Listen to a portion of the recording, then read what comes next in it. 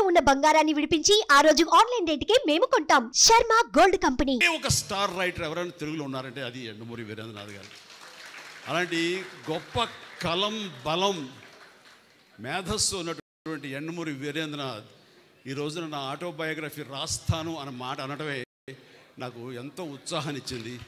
అందుకని ఇది ఎలాంటి అత్యద్భుతమైనటువంటి వేదిక అండ్ మా వైఎల్పి గారి సమక్షంలో ఇది జరిగింది, ఇది జరిగి తీరుతుంది.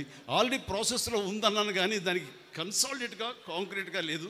అండ్ యండమూరి గారు అన్నారు, మీ మాట చొప్పున అనేస్తున్నాను, ఇట్స్ అ కమిట్మెంట్ పబ్లిక్లో. Done. Thank you very much. Right.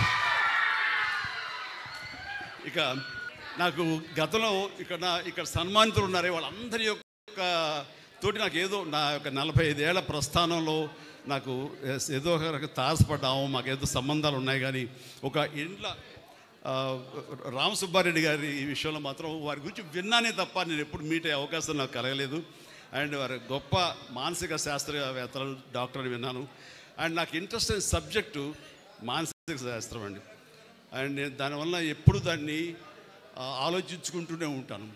నాకు గురువులు ఎవరు లేరండి, కానీ మీలాంటి వాళ్ళ రైటప్స్ కానివ్వండి, మీలాంటి వాళ్ళ మాటలు కానివ్వండి, ఇవన్నీ యూట్యూబ్లో అక్కడ వినటం, లేకపోతే ఇలాంటి పెద్దలు చెప్పినప్పుడు వినటం, ఇదంతా కలిపి నాలో ఒక లెసన్స్ లాగా ఒక మార్పును తీసుకొచ్చినాయి.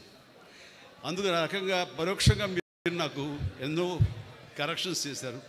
ఇందాక మీరు అంటున్నట్లుగా ఈ రోజున ఈ యొక్క మనం వెళ్ళే ఈ స్పీడ్ యుగంలో మనకి ఎన్నో మానసిక రుగ్మతలు లోనైపోతుంటాం.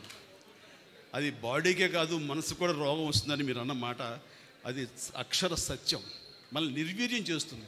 ఒక్కోసారి లేవగానే అన్నీ బాగున్నాయి కదా, సినిమా సూపర్ హిట్ అయింది, ఇంట్లో బాగున్నారు, డబ్బులు బాగున్నాయి, బ్యాంక్ బ్యాలెన్స్ దండిగా ఉంది, ఏదో తెలియని ఒక న్యూన్యతా భావం, తెలియని ఒక లోన్లీనెస్. ఎందుకంటే చెప్పలేవు. అది ప్రతి ఒక్కడు ఏదోలే అని మర్చిపోయి వెళ్తుంటారు. కానీ మీలాంటి వాళ్ళు సంప్రదిస్తే కనుక దానికి అత్యద్భుతమైన చిన్న చిట్కాలతోటో చిన్న చిన్న మాత్రలతో మీరు దాన్ని మాయం చేయగలరు. అది మీలాంటి వాళ్ళ యొక్క ఆవశ్యకత ఎంతైనా ఉంది. అది గుర్తించి అందరూ ఉపయోగించుకుంటే కనుక అది అందరికి ఉపయోగపడుతుంది, అందరి జీవితాలకి అది మెరుగవుతుంది. ఆ రకంగా మీకు ఈ రోజున సన్మానం చేయటం, మీలాంటి వాళ్ళు గుర్తించి మా వైఎల్పి గారు ఈ స్టేజ్ మీద మీకు సన్మానించే అవకాశం అందరికి ఇవ్వటం మా అదృష్టం. Thank you sir.